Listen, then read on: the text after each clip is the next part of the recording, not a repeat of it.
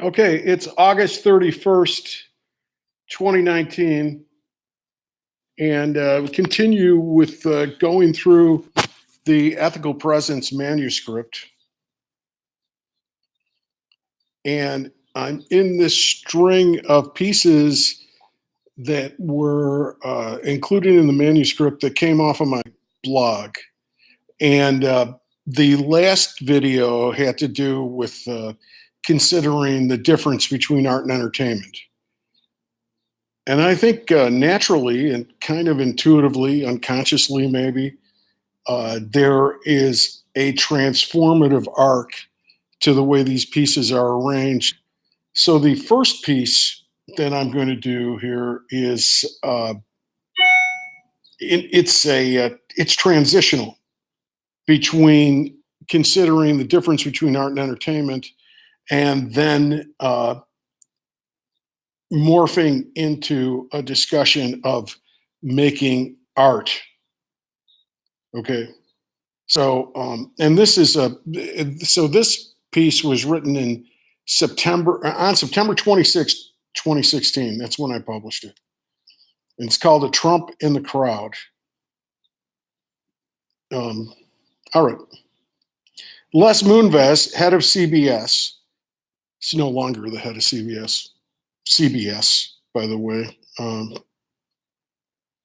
But who he was fallen by a sex scandal, which is kind of appropriate in the context of this piece. Les Moonves, the head of CBS, said in 2015 that Trump's ascendancy might not be good for America, but it is great for CBS. Moonves said that people needed 60 Minutes, Colbert, and NFL football, which they have manipulated so much as a brand that they bled the life and the interest out of it every day. Well, I have to say that this is probably a function of the fact that the Bears are a much improved team than what they were on September 22nd, 2016. But I'm very interested in the NFL, specifically in the Chicago Bears. I'm a big fan. And that fandom is with a knowledge of the corruption of the NFL, knowledge of the traumatic brain injuries, how destructive it is, all the cliched comparisons to the Roman Coliseum are true. The way the veterans of the league walk around physically wrecked for most of the rest of their lives. Then there is the injustice of how Colin Kaepernick was treated by the league, and the overall censorship, which makes the league complicit with Trump and what's happened culturally in this country. That's really evil and ugly. Then plus the makeup of the ownership of the league, which you have a lot of these perverted millionaires. Witness that guy from the New England Patriots, for example. Somehow this greed and power thing is tied into some sort of sexual abuse and dysfunction in some way. Sex trafficking, pedophilia. Pedophilia has been a bigger topic on the Rick blog, in the Rick vlog, in all of its incarnations than I would ever want it to be. And it's really because it's so prevalent and common. So given all that and even more, the many disgusting sins of the NFL, I'm a fan. I like to see the Bears score touchdowns and tackle people. So the possibility of someone like Trump coming to power became real as far back as 1958, when CBS chairman Bill Paley moved Edward R. Murrow's masterpiece new series at the time, See It Now, out of prime time and onto Sunday afternoons. Hard news had to be removed from the center ring to make room for fluff. And Murrow had offended too many powerful people when he took down the malicious Senator Joseph McCarthy, who, parenthetically, was advised by Trump mentor Roy Cohn. This isn't a coincidence, it's a tradition. Paley had a similar, if not as stark, line as Moonves. The scheduling switch was not as good for America as primetime Murrow, but it was great for business and still socially responsible. See It Now would have a smaller audience, but would retain its voice at CBS and would also retain its great democratic influence in society. Eventually, however, and really in a matter of months, See It Now was canceled in the new time slot as well. The network and Murrow, for different reasons, tired of the practice of giving equal time to every charlatan and bully, See It Now exposed with its investigative journalism. And even more importantly to CBS, Sunday afternoon turned into a network profit center like every other moment of our collective waking lives. The public airways of commercial networks rarely, if ever, broadcast anything motivated purely by the public interest anymore, and haven't for a long time. Moonves doesn't even have to try, as Paley did, to seem responsible to please his shareholders or the public that falls asleep in front of his shows while searching for distraction, usually in vain. Of course, it's all about the money. What else is there? Elia Kazan and Bud Schulberg prophetically saw a Trumpish phenomenon on the horizon in 1957 in their great film, A Face in the Crowd. And this is interesting. This is where this piece becomes a transitional piece because it's considering commerce and entertainment and really how dark entertainment is. And I don't even think that when I was considering the distinction between art and entertainment, I even explored that as much. This piece starts to touch it. You know, when you're talking about entertainment, you're basically talking about evil. Art does everything that entertainment does.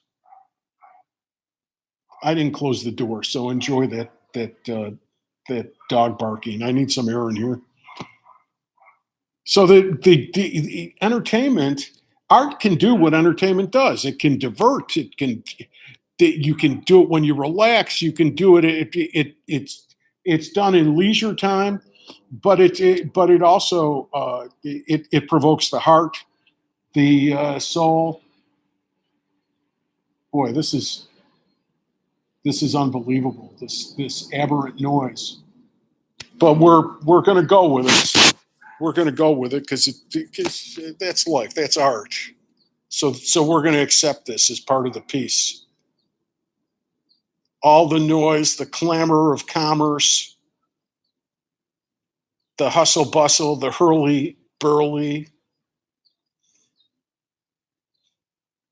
burgeoning life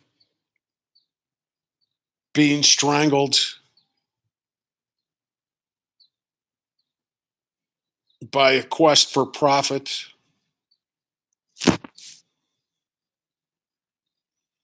Elia Kazan named names. So here's this guy that did a piece of art,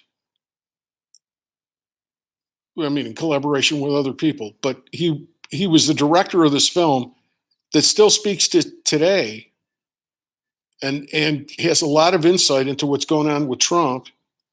And he himself named names before Congress as part of the witch hunt in the 50s, the communist witch hunt. And he was controversial for that fact for the rest of his career. He also was a great film and theater director, one of the greatest. So that is a parallel to my rooting for the Bears for the horrendous, the NFL, which represents, which really is antagonistic to so many of my values and what I hold dear. So that's an interesting thing to continue to explore. The great theater director Peter Brook said that theater it was dreams mixed with shit. And sometimes it's good for me to remember that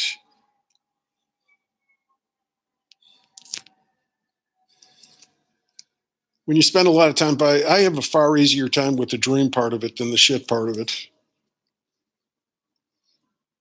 Back to this piece. In the face of the crowd, a charismatic drifter, Lonesome Rhodes, played by Andy Griffith, great, and a far cry from Matlock, is discovered by a TV exec, Patricia Neal. She sees his talent as an engaging personality, and eventually more powerful executives give Rhodes his own shows on TV. And it's interesting also to talk about this transformation, or this between art and entertainment, between the truth and the shit.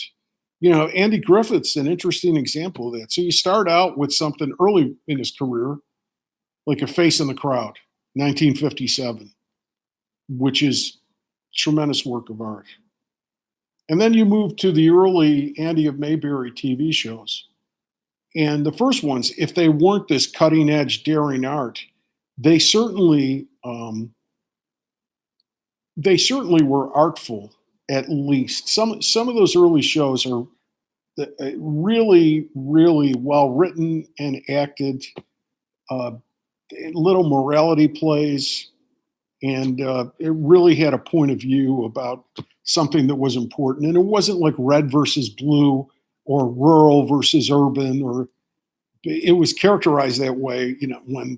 When CBS famously in the 1960s purged all the rural TV shows off the air, and they went to shows like All in the Family and Mary Tyler Moore, Bob Newhart, etc., that they wanted to make it more cosmopolitan.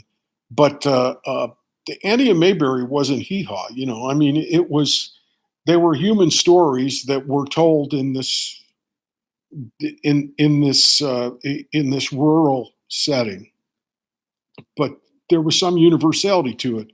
Quite good. Face in the Crowd, brilliant. Andy and Mayberry, quite good. But then Andy and Mayberry, at some point, did they change the name to the Andy Griffith Show? But then it became the Andy Griffith Show, and that started to suck. He got older. They had a formula. They kind of had their stock thing that they, if this were just like entertainment reporting, I would say, well, Don Knotts left the show, and that changed the dynamic. But it was more than that. It just was on a few years longer than it should have been on. Eventually, even Andy Griffith left the show, and by that time, it just was like, unwatchable. And then you see Andy Griffith continue, and I'm sure he did a lot of other things. But then Matlock, and wasn't there a show where he played a doctor or something? And I don't know, and then you get into the stuff that's really, really just like, I'm Andy Griffith, I'm popular, people want to see me, the network knows that I'm popular, they're going to put me on the air, we're going to make money, and it's going to be charming or whatever. We're older, we're not going to work that hard. What is all that? Why would someone ever want to leave art and do that? And in that previous tape, I talked about Frank Sinatra. I think I talked about De Niro a little bit, and they're always all these stories. This interaction between doing something really good and then doing the stuff for money, and the stuff for money becomes Trump. It becomes the NFL.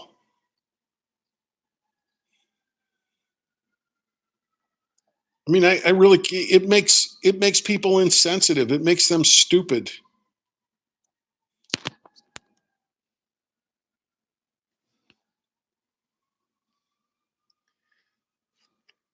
Okay, let's see what the piece continues to say. The same dynamic that gave us benign and wonderful things like the work of Carol Burnett also has a dark and ominous side.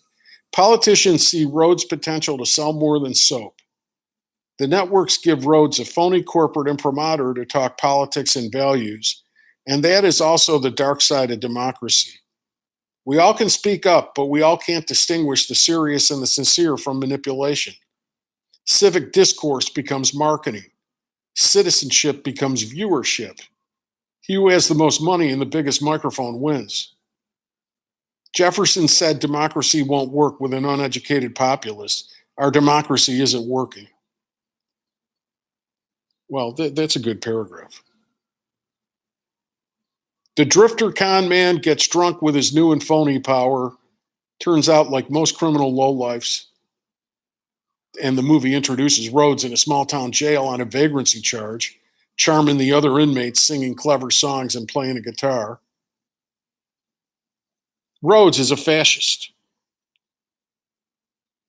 Rhodes gets drunk on the power of being able to manipulate uneducated people to think, do, and say whatever he wants. I saw an article recently that debated whether Trump was a fascist or just a con artist. He's both. All fascists are con artists. They are grifters that don't want to work. They don't want to put in the serious study and thought that's required to really create and to really solve problems. It's so much easier and emotionally satisfying for fascist bums to kill and destroy everyone and everything they don't like. Corporate TV has always been home to con men, from the Sharpies of the 50s quiz show scandals to the shouting infomercials in the middle of our contemporary nights. Bullshit artistry has dominated what we watch and listen to. TV discovered Trump's crude charisma in the 1980s when he was blowing a fraction of the money his father made, building up properties in Queens on things. He was blowing the father made the money building huge residential complexes in Queens.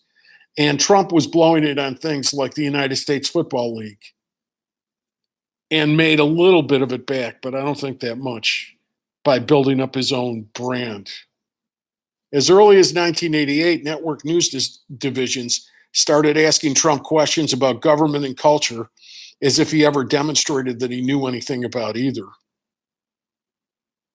Yeah, I saw this clip where Trump was being interviewed breathlessly by some reporter at the Republican National Convention.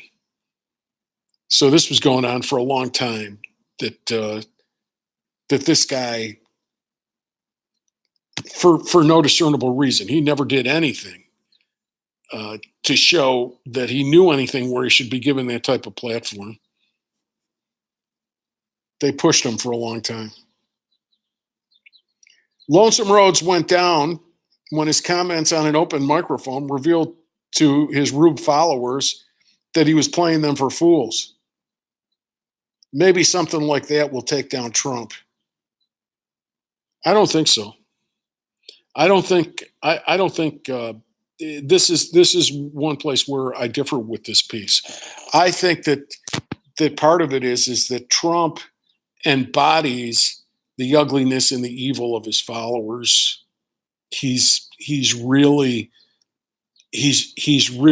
an American type. I've known a lot of people who are a lot like Trump, a lot of them, and I think he's sincere,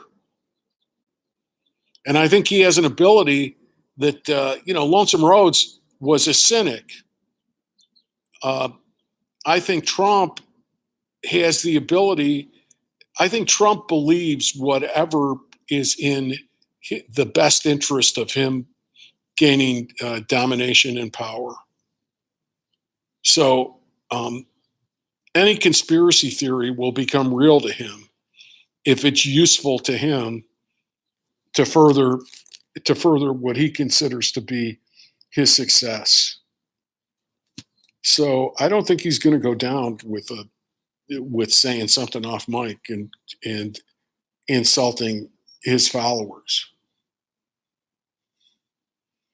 And I think it's baked in. I mean, his followers were fascist before he showed up. There's just a lot of them. There's a lot of them in the United States. as I say, I've dealt with them, so I I don't know what's going to. He's not going to self destruct. The way something like this goes down, it never completely goes down. Evil like this never completely goes down. I mean, it gets defeated. The Confederacy was defeated in the Civil War. The Nazis were defeated in World War II. But the essence of what they are, well, obviously we're living with them today. So they always come back. But the job right now, he's going to have to be defeated. We're going to have to fight him down. He's did this was written before he was elected. This was written before he was elected, just about a month before he was elected. He wasn't even elected before he assumed power.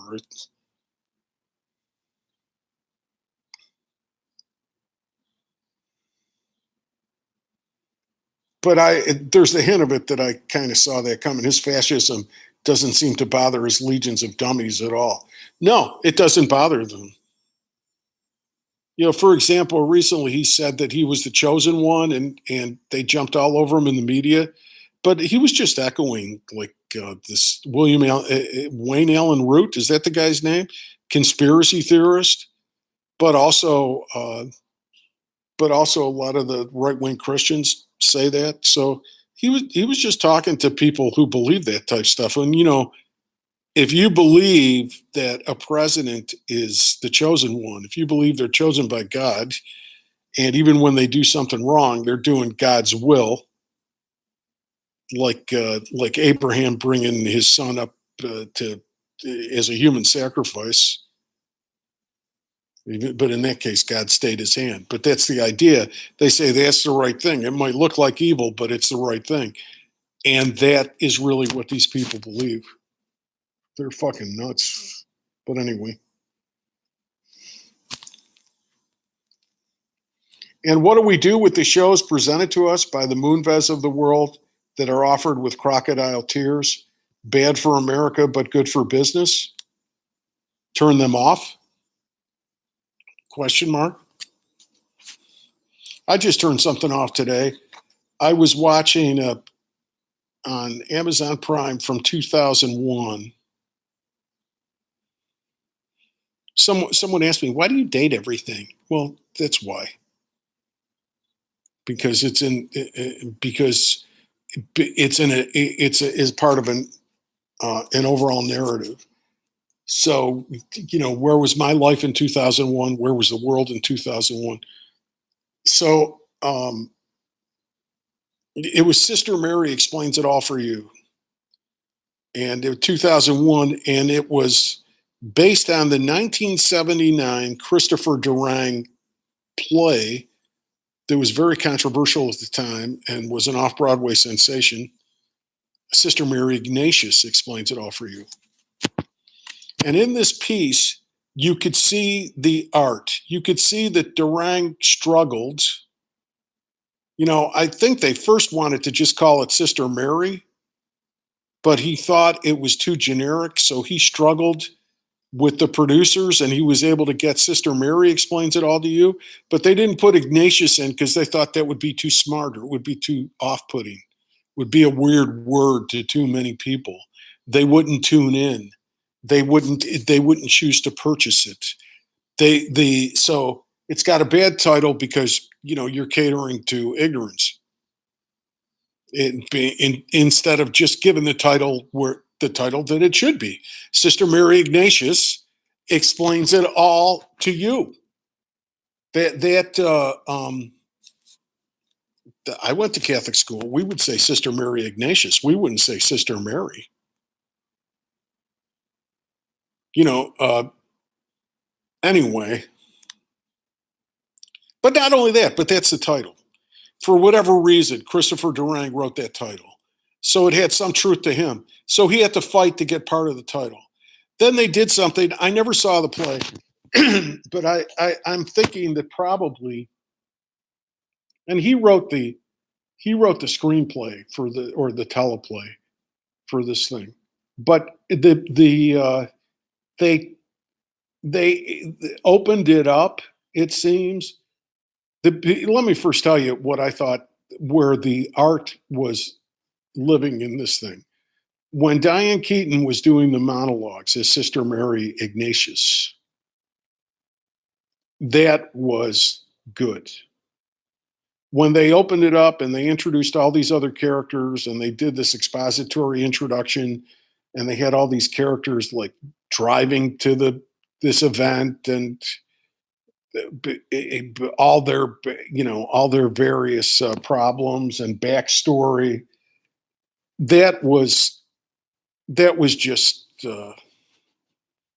ordinary and in a million things. I think I didn't see the play in 1979, but I think the real dynamic of, and there might have been characters that were there in the moment, but I think the play probably started with her on the altar or on stage or whatever in front of the classroom, started with her doing her lecture, and the characters surrounded her, and then maybe in their interaction with her, those characters were revealed. So, but these were all things that were done supposedly to make it more commercial. So, I turned it off. So the question here, what do you do for the stuff that's good for business? Turn them off? And I guess, yeah.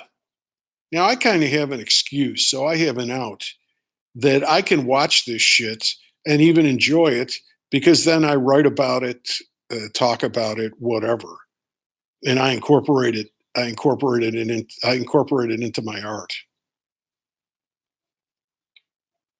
But I turned it off, and I turned it off. I went to lunch, and then I came back, and I decided, well, I feel pretty good this afternoon. I usually do these taping in the morning. I'm going to do a couple more of these, or at least one more of these, because I enjoy making art. It's not only because I enjoy making art, it's because I'm trying to make use of the pain.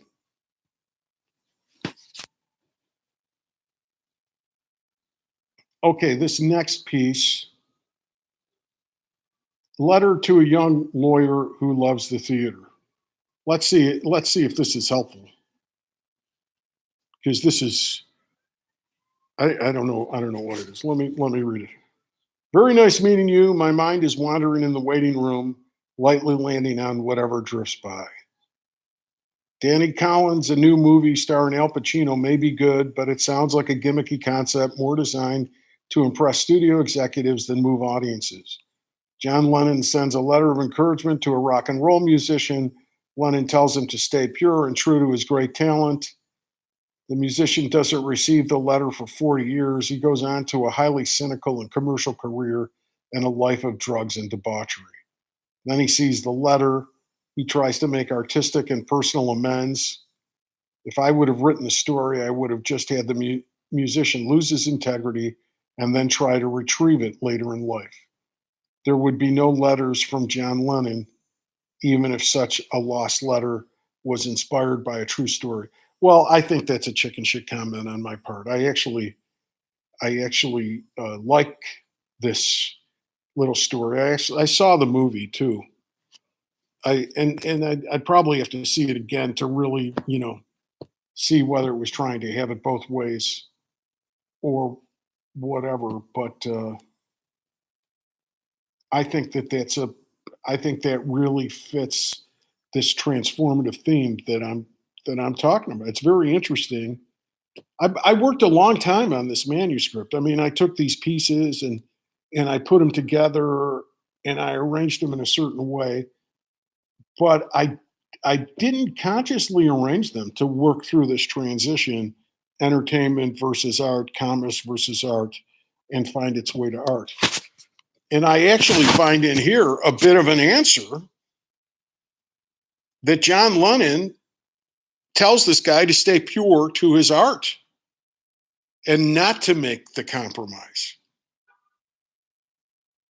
And actually The lack of purity to art was actually destroying the guy.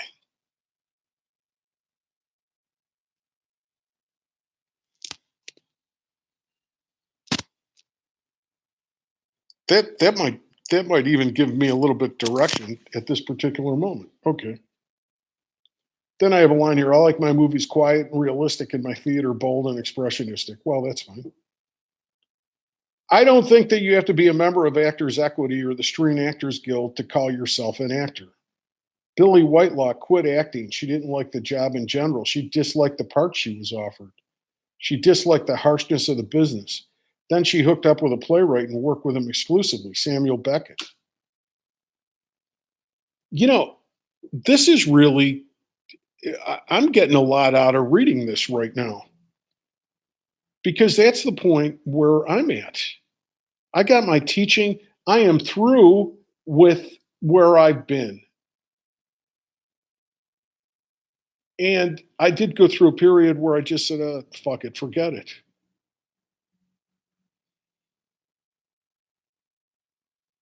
But the idea is that to hook up with the the non-hacks. So Billy Whitelaw quit show business and she hooked up with Samuel Beckett. Sounds good. That's what I'm going to do. Now I just have to figure out where is his spirit living and how the fuck do I hook up with him or her.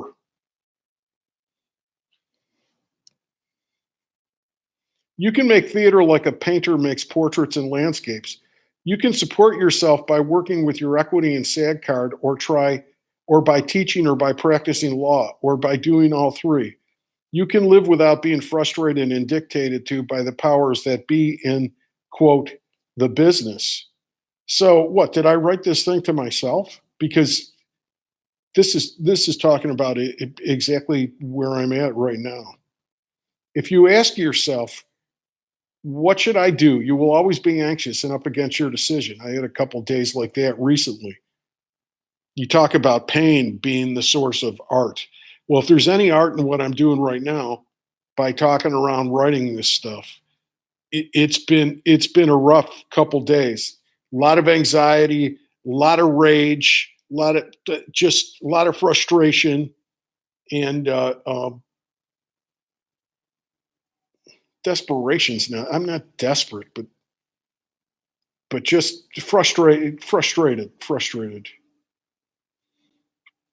If you commit to doing what you want to do every day, even and especially when it doesn't make sense to other people, you will have a life and a career, and you won't be able to distinguish between the two. Well, I'm going to change that. You'll have a life. I don't know if you'll have a career. But, when you think about what you want to do, don't censor such thoughts as I want to have money and I want to marry a smart person. So I do. I want to have money. I want to have money. I'm living, and I have a pretty good nest egg. So, but not inexhaustible. And I don't like spending it down. And I actually need health insurance. So I'm in a pretty, uh, I'm in a fairly precarious spot. So I want to have money, and this is this is what I'm beating. I'm portraying commerce, and it's really ugly, inhumane. It's got so much evil about it, and I'm talking about art, which is what I do, which is represented in this blog, in the vlog, in all of this creative work. And this is, you know,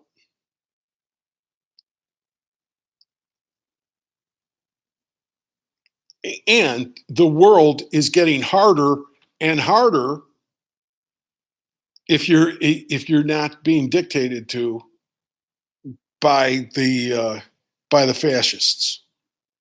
right? So this is good. This is a good process here to go through this. Business people, academics, and doctors are generally more creative than lawyers. They understand that work can accomplish more objectives than the obvious one of providing money and security. Let me tell you something. I've learned about this. I learned by this business idea that I tried, that I've spoken about before, and that I've written about a lot. They're business people, academics, and doctors are not more creative than lawyers. There's no difference. There's no difference. And actually, I've been a business person and academic. I haven't been a doctor. I've dealt with doctors. Nobody's smarter about this. Nobody's more creative. It's a simpler, it's a simpler dynamic than that. I'm calling it art or entertainment. You can call it you can call it sales or honesty. I don't know, but this is what I've been talking about. Their fields of endeavor involve creating new things and problem solving. Many lawyers are born creative type, but they're blocked. Their necessary work was rooted in conflict. Their means so this the general culture of practice of law is conservative. Lawyers fear change. Most of them are unhappy in their work. The business model of how lawyers make money is in great flux. They are highly unpopular as a group with the public. Law schools are struggling to attempt to figure out ways to be relevant. Fewer young people want to be lawyers. Court funding is being curtailed by legislatures. That's a sign of fascism. The leadership of the profession plays lip service to change, but responds glacially. I had to learn that again the hard way, taking months to learn that sentence. I wish I would have remembered that sentence when I started my business. The profession sees creativity as a weakness, like a general laughing at a poet. Generals actually don't laugh at poets. I am confident that a radical new leadership will emerge in the law to protect the profession, which is so important to the preservation of our democracy. I don't have that confidence anymore. As a matter of fact, I don't think law is going to be what's going to save our democracy or anything else. I think art is. The truth is, the bullshit, the systems have to change, and there's an essential humanity that has to resonate with enough people that we start behaving as human beings to each other. The law is something that should be informed by art. The leadership is in art. Well, I'm going to get to that actually in the next piece. So, um, lawyers who are primarily concerned with making money are a threat to the profession. Well, witness William Barr, right? But the, if they are not motivated to further justice and the general well-being and serve their clients, they turn the public against the judicial system. Well, that's exactly what they've done. It's not surprising that the preoccupation with money is a threat to freedom, and it certainly is with individuals. Worry about money is the number one reason why people don't do what they want to do.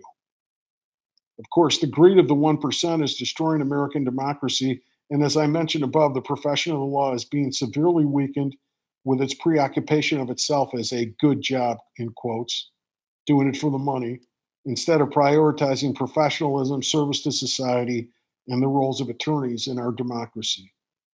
Ironically, this wrong emphasis has made the practice of law less of a good job than it used to be, including in terms of earnings.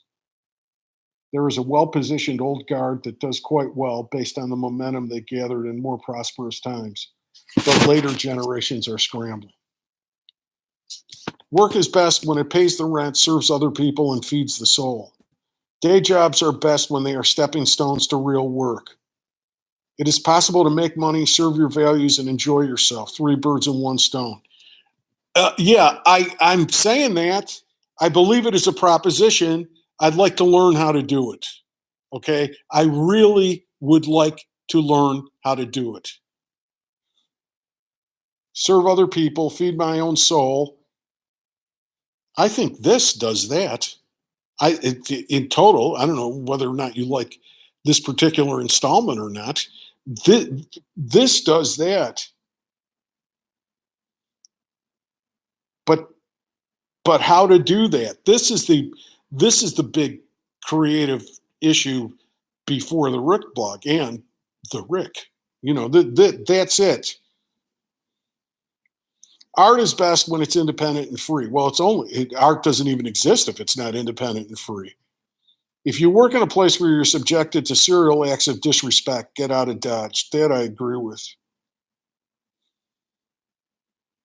And that's probably most workplaces.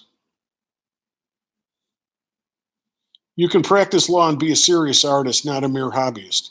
William Carlos Williams was a fine doctor and great poet. Wallace Stevens was an insurance executive and another fine poet. Tolstoy worked in the fields and wrote his novel. There's a type of artist that needs to be a full participant in the real world who needs life events in order to have material for their creation. Well, the way that I've been figuring that for myself is like teach for money and do your art. You know, so I guess it might be as simple as getting getting a good teaching situation on the money side of the equation, and being open to good outlets for this work, which I self publish and I keep working on, and people do read it. Or best case scenario, which would be a worst case scenario, is I get a decent teaching job where I'm treated respectfully, and it's a positive place. It's not preparing the students uh, for anything false, right? It's a positive place. I'm treated well. I make enough money to live, and then this work remains just as it is. You know, my self publishing and putting it out there, and it never gets on a broader platform than that. This is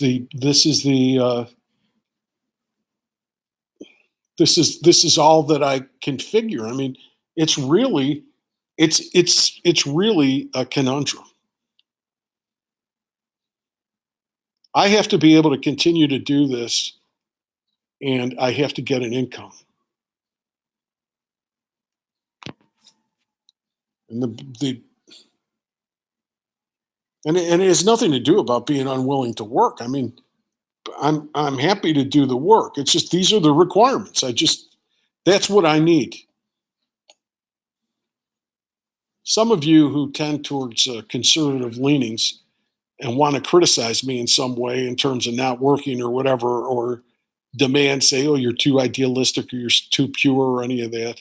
All I can say is like, why don't you shut the fuck up? And if it really bothers you so much that I'm dealing with this problem, why don't you make a suggestion, create a job, get me a job, give me a job where I can do that. You give me a teaching job, I promise you I'll do a good job. I've done it everywhere that I've ever gone. Okay. You give me a platform for my writing, my spoken word, my talking, whatever it is. You give me a platform that I promise you that people will get something out of this. If you want to drive audience to it, why don't you do that instead of criticize? Why don't you support instead of criticize? Because your criticisms are bullshit.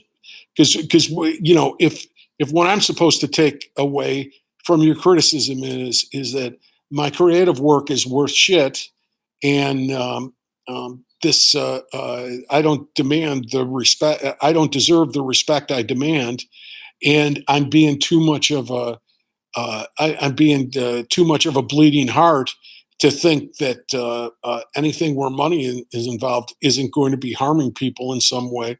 Well, I say go fuck yourself on all three counts. Okay, that's where I come down on that. So, but if I can figure this out and if I can pull this off, this would be a wonderful example for a lot of people, an important example on how to live soulfully in this moment. Yeah, there was the period in the blog, a long period, where there was a lot of talking about Trump. It was talking, especially during the campaign in 2016, and then through 2017. And a lot of the discussion at that time surrounded, you know, what are we going to do? And I think basically a lot of the people that read it, there were like hundreds of people that used to read it in those days that don't read now, that don't approach my work now. And I think a big part of it is because they just kind of gave up. They said, well, this is the way it is.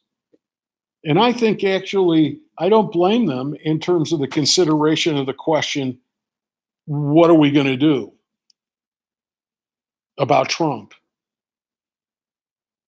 Because I don't think that's really the basic question. The basic question is what are we going to do about us?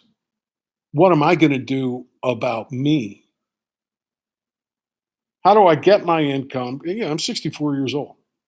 How do I get my income, get my health care, go to a place of work where I'm not abused in any way, work at a place where they're doing something positive for the world, which as a teacher should be pretty easy.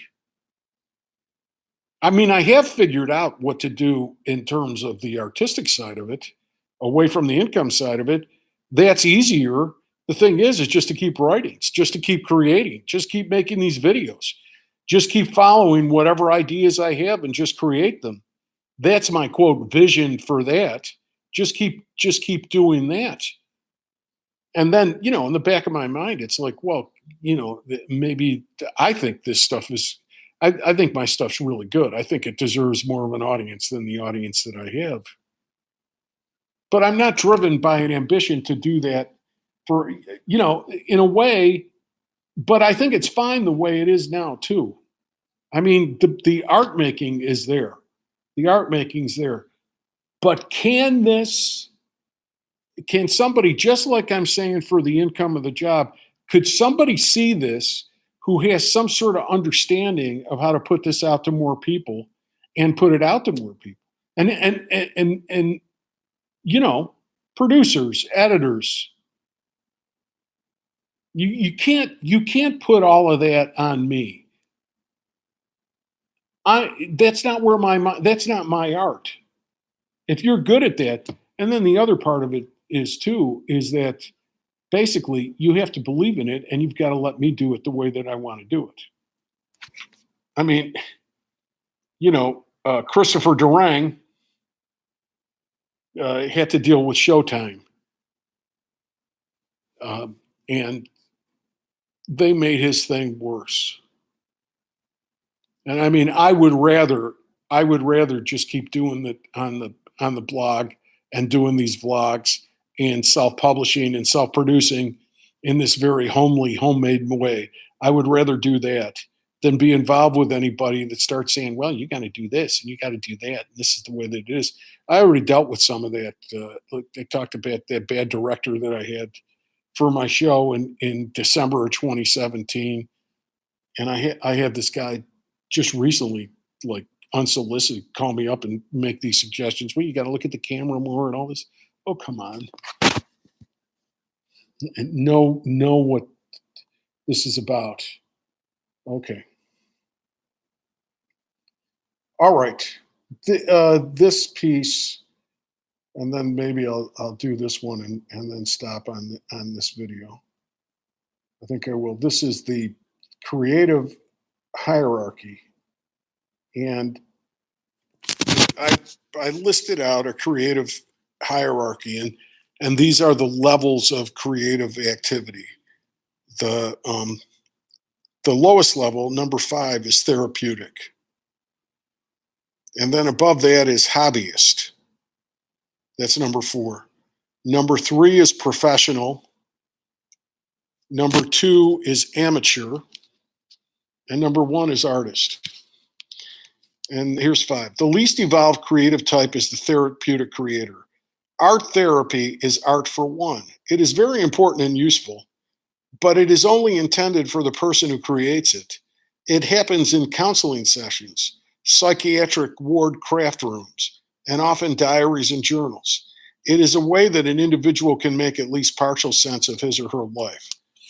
And I want to think, for example, a lot of, especially the recent Rick blog, and I think you just heard some of it when I was talking about income and everything in that last piece and talking about Christopher Durang. A lot of that, if somebody's not really paying attention to it, you might say, well, that's just therapeutic. I mean, you're just trying to work out your problems. You're talking out your problems. And I do, but I do it artistically. And I'm framing it in such a way that if you really listen to it, I'm not saying whether I successfully get there or not all the time or whether I just did, but it's getting to more of a universal. It's not just for myself. I mean, I look at all my problems where I'm thinking if I'm having this problem, it's a problem for a lot of people and it's a problem for mankind in general. I mean, I don't think I'm so special and unique in that way that I'm the only one uh, up against a particular difficulty. You know. All right, then number four, the next lowest creative type is the hobbyist. The hobbyist goes to poetry slams where it is announced that everyone can write poetry, or maybe a lawyer who plays in a garage band for a stress release. By the way, everyone can't write poetry, and everyone's not an artist. And playing in a garage band doesn't make you an artistic musician. The hobbyist isn't seriously interested in creativity as much as the social and relaxation benefits that can be derived by playing around with some creative form. And it's a big business, by the way. You know, again, I talk about them kind of critically. I had bad experiences with them. I think a lot of those classes at IO and Second City and everything, that's what that amounts to. Even some of them that purport to be classes towards professionalism. They can point to a roster of alumni that went through those classes and did well, but I submit that those alumni went on to their professional careers because of themselves, not because of those classes. Because for every one of those successful alumni, you have 50 people that were going to bowling night. I mean, there's nothing wrong with it. It's fun. It's good to play around with creativity. It's a good release. I don't even think, I don't think that the hobbyist level is even good for this professional presence training that I was doing. I don't know if I'll ever do it again, where it's using all these arts technique, all this arts education uh, approaches to working on one's professionalism and one's personal presence. I think if you do it as a hobbyist, I don't think it's of any value to working on professionalism or personal presence. I think it's hard and serious work. It's not easy. Okay. Now, number three, the next lowest degree of creative type is the professional, also called an entertainer or commercial artist. Okay. Yeah. Professionals or commercial artists. Oh, that's interesting. Because the whole idea of professional presence, well, I can see that. I really don't teach to commerce, but professionalism to me does not mean commercial. So I'm going to challenge what I wrote here a little bit. The entertainer or commercial artist, forget professional. I think a professional is on a higher level. You know, an emergency room doctor or a lawyer who's defending a capital punishment case that's trying to get somebody reprieved from the death penalty. Uh, Professionals, those are extreme examples, but professionals on that level, they're not only motivated by making a buck. So let's just call this the commercial artist. That's the best way to talk about this. Commercial artists can be very talented, but work with a pressure to make money since they have made their creative talent their primary source of livelihood. And this forces them to make popularity their highest value instead of truth. And since their success is measured in dollars derived from applause, they can never find their authentic voice unless that is what is selling in their particular moment. So yeah, so the lowest one, strangely, is very close to the highest one, which is the therapeutic. Problem with the therapeutic is it's all self-involved and it's not of service to anyone else but oneself. Then the next step is the hobbyist, and the hobbyist has the benefit of it doesn't have a it's not it doesn't have a commercial intention to it, but it's more or less, just doing something for fun, and it's recreational, and that has some value. Recreation's okay, and learning, working with art has some positive value for them. But then, why did I put the commercial artist above those other two? Well, the fact of the commercial artist is it has the money pressure on it. So in terms of craft, the commercial artist can be extraordinarily good. And this might be answering something that I was wondering about earlier in these tapes. It's like if somebody is a fine actor, then why do they go in and they just do something for money? Well, they take that fine ability they have and they use it to make money. They can they have capability that is the equal to making art, and they use it for the lower purpose of making money. And so that's so they but they're the commercial artist is more accomplished in terms of skill than the hobbyist, and is more connected to other people than the therapeutic creator. Okay, the number two, the next to highest creative type is the amateur. The amateur passionately creates and is free of material necessity to earn a living from his or her creation. An amateur can be highly talented. An amateur has the time to devote to developing the skill necessary to execute his form and express the fullness of his insight in his particular way. An accomplished amateur has the capacity and freedom to explore truth. Well, I'm interested to hear what I wrote about the artist because that sounds like the artist to me. What was the distinction? I mean, the amateur, that's the I don't know. I've been accused of being an amateur with this. They say, "Oh, he's an amateur," and they're very dismissive. And usually, the dismissiveness is based on real superficial stuff. That to me, it has no meaning whatsoever.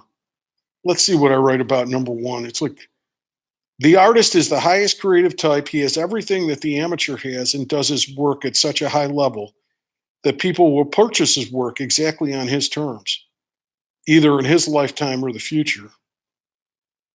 Oh, okay. I don't know about this distinction between the artist and the amateur. He never compromises his vision for commercial reasons as the professional does, the commercial artist does.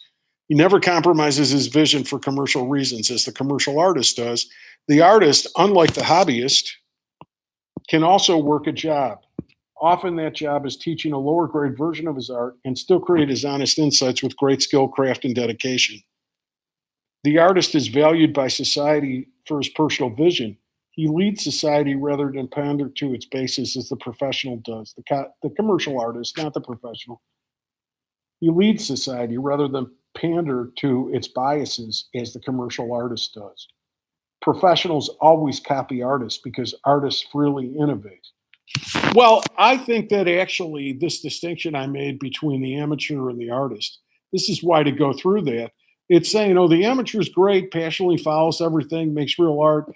And it's saying that the dependency on whether it's art or not depends on whether how it's received by the rest of society, either in the artist's lifetime or thereafter. And I don't think that's true.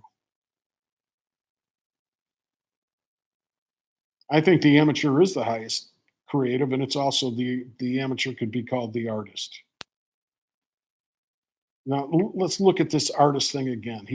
The artist has everything that the amateur has, and does his work at such a high level that people will purchase his work exactly on his terms, either in his lifetime or in the future. Well, that when I wrote that, that's the wish, right? I mean, it's my wish that in an ideal world, I'd like to just be doing this and being paid for it. just be doing this writing. I think, for example, as I go through all this material and I make these videos, I'm thinking this could be a show. This could be a radio show. This could be a TV show. I could just go on and for an hour a week and I could write this stuff and I could talk about it and I'd get better at it and more polished at it and it would be great. And that's what I'd want. Now, I don't think that that's a universal point about what it is to be an artist. I mean, this whole thing about it being accepted, uh, no art is ever universally accepted. Um, but that's like saying what if Van Gogh's work was never discovered and if it was never sold for millions of dollars in art galleries, would that mean he was just an amateur and not an artist? According to what I wrote here, well, that's ridiculous. That's stupid.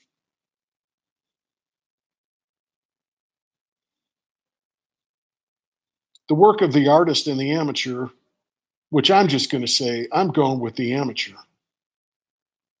Let's see if I can rewrite this right now. I'm going to call the amateur the artist.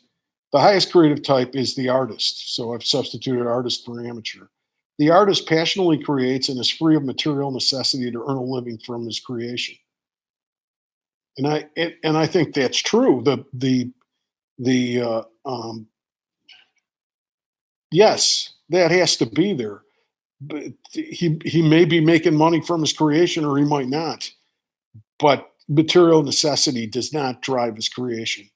An amateur can be highly talented, and an amateur has the time to devote to developing the skill necessary to execute his form and express the fullness of his insight in his particular way. He has the time. The way I play it, like it's leisure. It's like it's work. I put in a lot of hours on this. You know, it's work that I love to do, but it's work. An accomplished amateur has the capacity and the freedom to explore truth. Well, an accomplished artist has the capacity and the freedom to explore truth. Okay. So, and then the artist, okay, so the artist is the highest creative type. I'm seeing what can I keep from point one here. He has everything that the amateur has. The amateur is the artist and does his work at such a high level that people will, now I say purchase his work exactly on his terms. See, so obviously, this is an unprocessed thing that I've had. People view my work now. They don't pay for it, but they view it. My work resonates with people. This is connecting with people. It might not be that many people, but people are listening to this. This is art. So, really, all I'm saying in this thing, where I make a distinction between the artist and the amateur, is I'm saying my wish that that I would be making money from this. In an ideal world, that's what I would like. I'd like to be doing this and getting paid for it. But I'm perfectly willing to keep doing it and teach to make the income that sustains me so I'm able to keep doing it. Okay, that's where all that's at. The work of the artist and amateur is kin to education, and the work of the commercial artist is kin to sales and marketing. Each creative type works with other types on the same level. And then I say here, I'm an artist.